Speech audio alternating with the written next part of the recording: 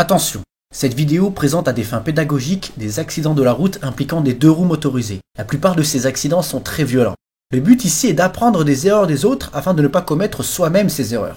Si tu es d'un naturel sensible, je te déconseille de regarder cette vidéo et accessoirement de monter sur un deux roues.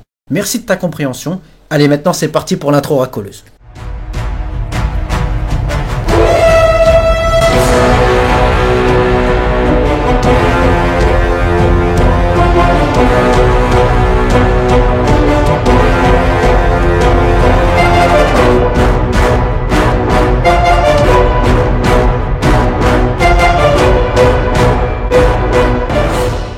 Le principe de l'émission est le suivant. On va essayer ensemble d'analyser des vidéos d'accidents de la route impliquant, comme on l'a vu, donc des deux roues. Alors ça peut être des scooters, des motos, que ce soit des grosses cylindrées ou des petites cylindrées, peu importe. Et on va essayer d'analyser ensemble quelles ont été les raisons de cet accident. Est-ce qu'il y a eu un comportement inadéquat de la part du motard ou alors de l'automobiliste? Ou alors est-ce que c'est entre deux motards entre eux? Est-ce que c'est dû simplement au motard et son environnement? Il a glissé? Est-ce qu'il a mal analysé? Là il y avait des graviers, là c'est parce que c'était mouillé, etc. On va essayer de regarder un petit peu tout ça ensemble et de voir que très souvent une petite analyse de plus ou une petite prudence de plus aurait pu éviter l'accident qui parfois peut avoir des conséquences tragiques, on va le voir.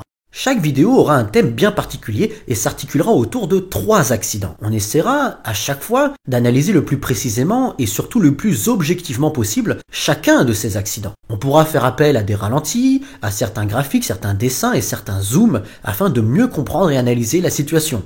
Aucun a priori ne sera présent. Si jamais c'est le motard qui est à 100% fautif, je serai le premier à le faire remarquer. Je tiens à préciser que je ne suis pas un policier, ni un gendarme, ni un pompier, ni même un urgentiste. Et c'est là tout le principe de ces vidéos, permettre à quiconque d'assister à des accidents, même si c'est brutal, afin d'en apprendre. Apprendre quelles ont été les situations à risque et quelle aurait été la solution, le bon comportement pour échapper à ce risque. J'aimerais beaucoup que vous participiez assez activement à chacune de ces vidéos, que vous essayiez de votre côté d'analyser vraiment l'accident que vous venez d'assister. C'est pour ça qu'à chaque fois, on commencera par mettre la vidéo en entier, telle qu'elle, sans aucun commentaire, sans aucune musique, afin que l'on puisse vraiment voir en temps réel et dans des conditions à peu près réalistes le déroulement de l'action. Voici un exemple.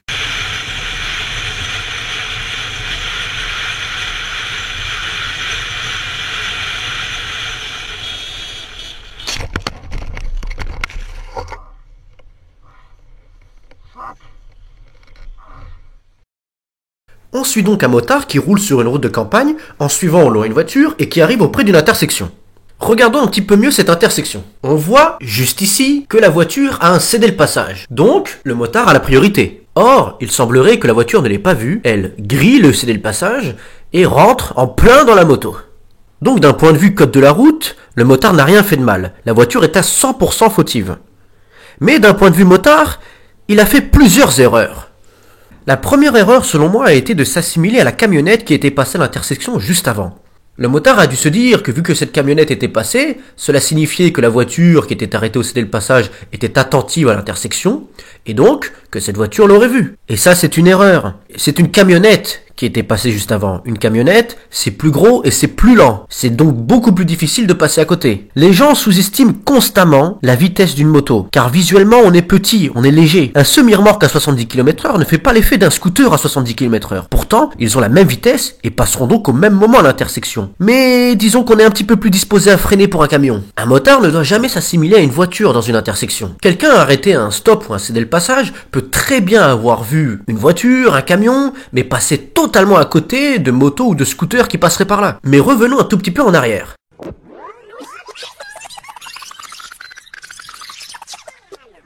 Sur cette image, qu'est-ce qu'on constate?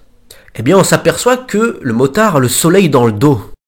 Ça signifie que la voiture qui est arrêtée au cédé-le-passage a été éblouie par le soleil. Et donc, sa capacité à détecter le motard sur la route a été grandement diminuée. Et ça, je suis sûr que vous ne l'avez même pas remarqué.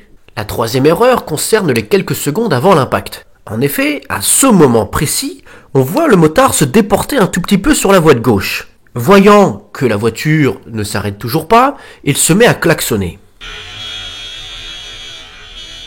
Or, ce n'est pas dans cet ordre que le motard aurait dû réagir. Il aurait dû, au moment de se déporter avant l'impact, klaxonner et, lorsqu'il s'aperçoit que la voiture ne l'a définitivement pas vu, ne pas klaxonner. Je m'explique. Le klaxon sert à être vu avant l'impact, et le bouton du klaxon est situé ici sur une moto. Appuyer dessus change donc la prise de notre main gauche au niveau du guidon. Or, pour effectuer un contre-braquage à gauche, ce qu'on appelle communément une manœuvre d'évitement à gauche, il faut pousser avec la main gauche.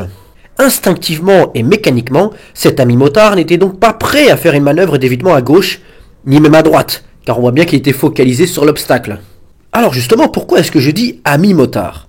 Eh bien, parce que dans ce cas, je ne sais pas si j'aurais fait mieux. La troisième erreur, par exemple, est assez subjective. On ne sait jamais comment on va réagir pendant un accident. Soleil ou non, le conducteur de la voiture aurait dû s'assurer qu'il n'y avait personne sur la route au moment de s'insérer.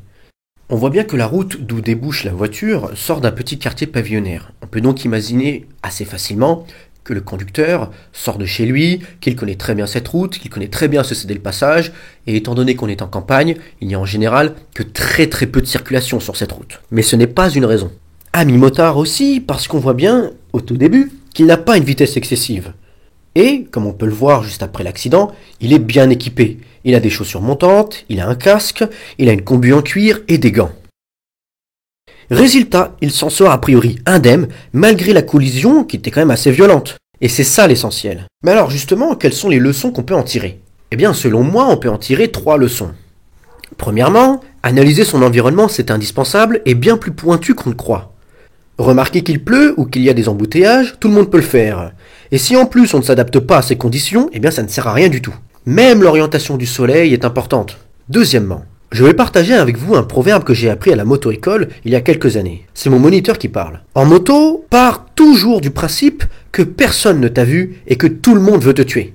Mon moniteur n'était pas spécialement pédagogue, mais ça n'empêche que je le remercie pour cette phrase que j'ai retenue et qui m'a été toujours très utile. Rappelez-vous que parce que nous sommes sur des 2 roues légers et dynamiques, la plupart des automobilistes a énormément de mal à anticiper nos mouvements. Ils ont du mal aussi à apprécier notre allure. Ils ne savent pas exactement quand est-ce qu'ils ont le temps de passer. Et d'ailleurs, les gens, au-delà du fait qu'ils ne nous voient pas, ne craignent pas une collision avec nous. Ils ne craignent d'ailleurs une collision avec personne. La plupart des automobilistes sont dans une bulle fermée, avec une carrosserie, qui procure un sentiment de sécurité énorme. Dites-vous bien que griller la priorité à un 38 tonnes, déjà, c'est plus difficile effectivement parce que le camion est énorme, mais pas que. Ça représente aussi une telle quantité d'énergie que ça fait peur. Quelqu'un qui voit un énorme camion, il fera beaucoup plus attention qu'un petit scooter, surtout si en plus il est léger et dynamique, je l'ai déjà dit. Et enfin, 3e leçon à en tirer, d'ailleurs c'est une leçon qu'on va tirer presque systématiquement de chacun des accidents qu'on va voir, l'équipement sauve des vies et est obligatoire. On le voit bien, le motard qui a eu cet accident, qui est quand même assez brutal, n'a rien du tout. Au pire, il s'est fait peut-être une entorse. Rappelez-vous que votre équipement, c'est comme votre clé de moto. Si vous ne l'avez pas, vous ne roulez pas. Merci pour ton attention, c'est tout pour cette vidéo de présentation. J'espère que cette vidéo t'a plu et que tu vas regarder les autres épisodes. Like cette vidéo, partage-la, c'est un excellent moyen de faire connaître la chaîne et de permettre à de plus en plus de gens de s'habituer un petit peu au comportement des 2 roues et de voir la vulnérabilité des motards. Et enfin, pour te tenir au courant de toutes les vidéos que je vais publier, et là j'ai un petit peu toujours voulu dire ça, abonne-toi. Allez, ciao.